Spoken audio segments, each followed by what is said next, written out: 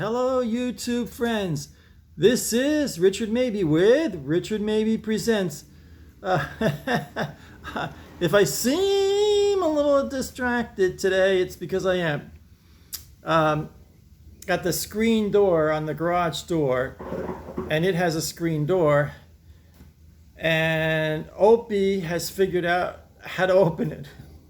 So I was getting ready to do the show just now, and I looked to my left, and the screen door is open. Floyd was just outside the door. He came in really good, but Opie had gone to the side of the house, this side of the house, and he was hiding in the bushes and shrubbery, and I had to chase him. And he played cat and mouse with me for a while, and then he eventually let me catch him, hold him, and bring him in. Not without a fight. They're very smart cats. They figured out how to open the screen door. They hit it or something. You know, it's the two magnets meet, or the one magnet meets the metal.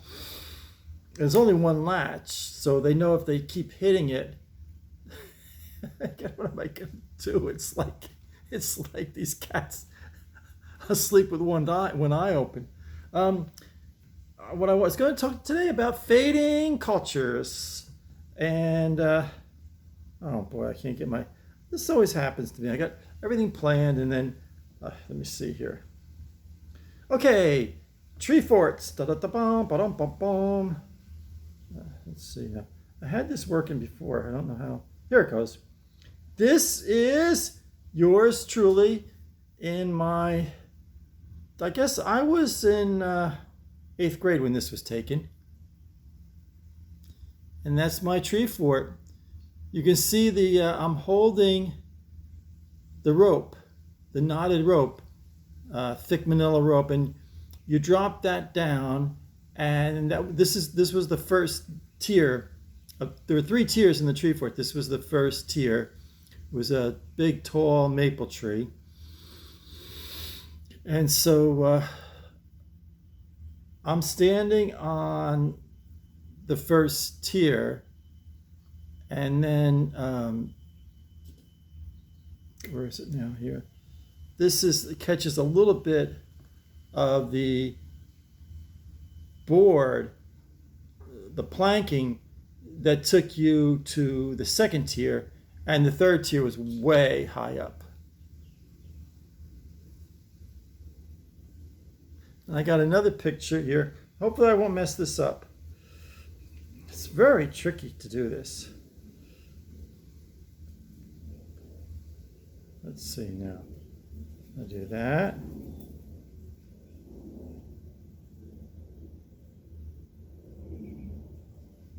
Okay. Here's my buddy Stuart, in the tree fort. This is the second tier. And there was another tier, I guess you call it the second level of the second tier. But this was the main tier, the second tier, and the third tier was way up in the tree. We had a table here, and there's Stu looking at an old cap gun. Now right here was a wooden box. It was lined between my dad and I and Stu. We made this wooden box. We lined it with plastic, heavy duty plastic. I mean, not saran wrap. I mean, real heavy duty plastic. Lined it with this heavy duty plastic wrapping inside. And so we had a little latch on it, and we actually had put a little lock on it, so that, you know, like the neighborhood kids couldn't go up in the tree fort. And we filled it with comic books and Mad magazines, and it was kind of neat. You'd go up in the tree fort, you know, open the box and read a Mad magazine, read a comic book. Good times. Let me see. I think I got one more. And there was this table here. There was a table right here on the second tier. how many kids' tree forts have a table? You know, you go up there, bring your peanut butter and jelly sandwich, you know, bring an apple, sit down and have lunch in the tree fort. It was pretty neat. Hopefully I won't mess this up here. Let me see now. This is not so easy to do. I'm not a real genius tech guy. Here's the tree fort here.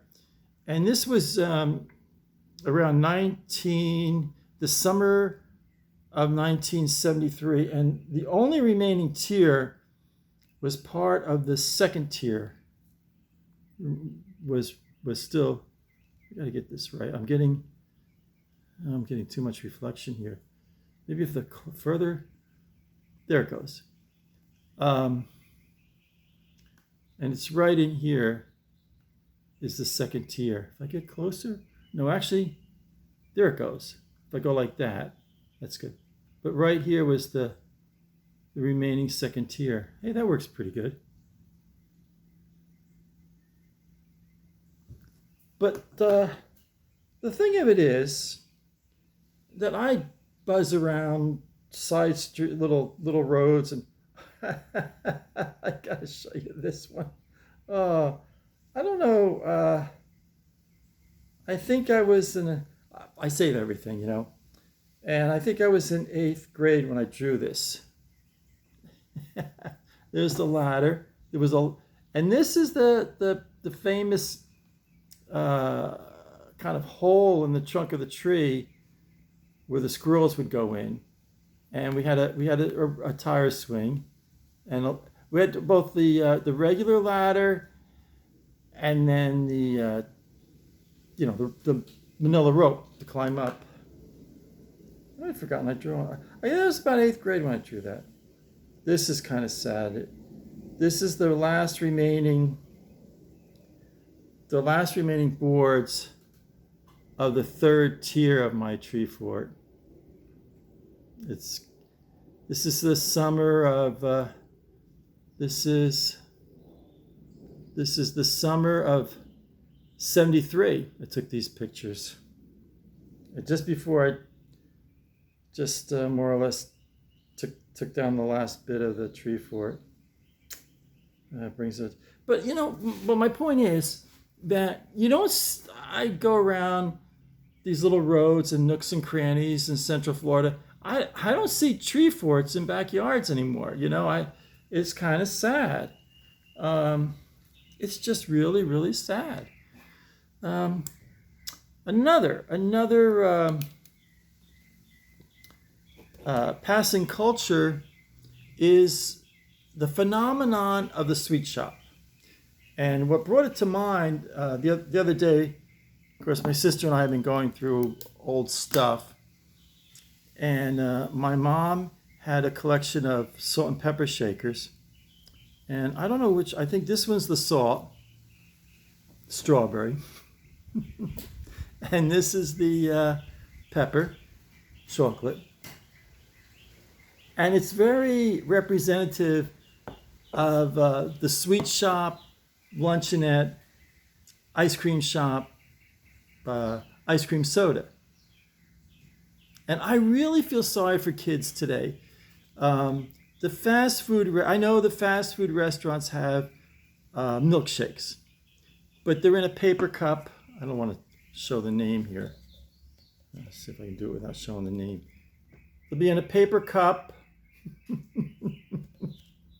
And, but, and they put the top on it. But this would be like, you had this usually was like aluminum or stainless steel. If anyone knows for sure, put it in the comments, please. I think it was an aluminum. They made this, maybe it was some kind of steel alloy. Then they'd have a very, very classy glass. And I remember, I think Mo made the best ice cream sodas in all of New Jersey. And they'd have the ice cream would foam along with the soda, and you'd actually get this overflowing foam. And, how do you compare? Come on, like this. Come on, like here's your milkshake. you know, this is class. This is class. So got the chocolate and the strawberry, and it was great. I mean, and they they gave you a good 2 scoops of ice cream. It was, and it was like like I think it was like you got an ice cream soda for 50 cents or something. It was just great times. But you know, I feel sorry for like 12-year-old boys. They don't have that phenomenon of the sweet shop. Uh, I hadn't talked about my merit badges for a couple of shows, and I feel bad about that. So I did the 3 citizenship. I did the public speaking, and now this is the public health merit badge. That's this one. Ba-dum, da-dum, bum, bum. Let me it's hard to get them all. 24 merit badges, Eagle Scout. Here's the public health, right there. That's the public health merit badge. And it was difficult. Was it difficult? You had to bring in, or the merit badge counselor provided like dirty water. I mean, it had dirt in it. And you had to bring it to the point where you could drink it. And I thought it was just going to be a concept. Oh, that looks pretty good to drink, So anyway, first you had a kind of just a screening. So that got out it had rocks in it, the rocks and the muddy chunks of dirt. That was the coarse screen. Then you had a finer screen. Then you kind of like something that looked like an ice cream cone, filter paper, and you'd put it through that. And that pretty much got where the water was looking clear. And then there was another step where you, not actually boiled the water, but there was one more step with a more fine filter, and you put it through one more time. So you started with half a gallon of water. By the time you were at the fine filter step, you were down to about a quart of water. And then you had to boil it. And then the merit badge counselor says, "No, fellas, now you have to drink it." Today, in today's world, they'd have CNN, MSNBC, Fox News there, the local news, torturing poor scouts to drink. Hey, buddy. Hey, pal. You haven't been up in a while, huh? Here, tell the audience, tell all your YouTube friends what happened today. Now, what did you do? You weren't a very good boy today, were you? Huh? You were, yeah. You were, yeah. No. Now, you're not going to do that anymore, are you? You're not going to open up that screen and run away on Pops, are you? Because he's all wound up today. Now listen, I got to talk to you serious. Your old Pop loves you. Pops loves you. I don't want you going out and being where you going? Oh. He's all wound up today. He's so wound up today. He got out there and he was running around and he played a game with me for 15-20 minutes, and we've got like these flowering plants out there on the side of the house, and he kept interweaving, and it's hard to get in there, and I was afraid. I don't know if there's snakes there, but I was afraid there might be snakes there or something. I'll tell you, kids today. So public health, there were 10 requirements. Here's so I'm telling you, giving you the straight scoop. And then it's on the second page here, public health.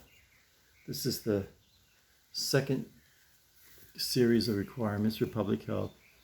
They gave you quite a workout, You had to visit a sewage treatment plant. And in Lincoln Park, everybody was still on the cesspool system. So we had to go to Wayne, New Jersey, my buddies and I, and take a tour of that. Oh, he's got it. Hold on. Don't even think it, kid. Oh. Whew. Oh. That cat. Oh. I am not kidding. He's a little genius. I think he's got he's probably got a high IQ for a cat. Come here and sit down by Pops and relax. Come here. Oh, sorry, folks. Whew. Oh, boy. Gotta watch him like a hawk. Now he's got the formula down, you know. Oh, sorry for that interruption. Oh, boy, my ADD really kicked in now. Where was I now? Oh, Public Health Merit Badge. So, this is... I'll just give you requirement number 1, to give you an idea how difficult it was. Number 1, tell the chief cause of the following diseases and how to prevent its spread. Tuberculosis, typhoid fever, diphtheria, malaria, hookworm, Rocky Mountain spotted fever, tetanus, and rabies. Now, in my 8 years, with counting kindergarten, it's 9 years of elementary school, and my 4 years of high school, and I was an honor roll student. I got good grades. No one ever talked about this, and as many of you know, I graduated from chiropractic school and practiced for a while in West Virginia, but we had to take 2 semesters of public health, and that was that's the very type of thing we discussed in class and had to read about more in depth, of course. But if I hadn't had this merit badge, I would be totally in the dark. The public school system totally failed in Lincoln Park and Booton High School, totally failed to teach the principles of diseases, public health diseases, and how to prevent the spread of these diseases. And it boggles my mind. I mean, I don't mean to be, critical and mean-spirited, but it's a fact. Public health merit badge, the milkshakes. Oh, yes. I found remember on another YouTube show I talked about the Assistant Scoutmaster's patch, and there was one where if you went through this training program, you had to go to classes for about 6 months. I think it was like once a week in the evening. And then you had to go on a hike with the scouting commissioner. And then after that, you went on a camp out. But that was like a survival camp out. Everything on your backpack and kind of, you were eating dried fruit and nuts and you had from Friday afternoon till Sunday afternoon going on this hike. Everything was on your back. Your poncho, your tent, whatever you decided to have for a tent, all of your food, your cooking gear, and your water, everything. I think we found a stream, got the water from the stream and boiled it. But here's the the trained assistant scoutmaster. I'm kind of proud of that. It didn't come easy. It was kind of a tough, rigorous,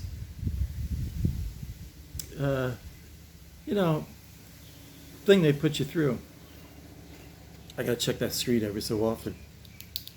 And a lot of you have asked me, is the show totally improv? Do I have any idea what I'm going to say when I start the show? Well, every show I do an outline. Sometimes I stick to it, sometimes I don't. But here's the outline.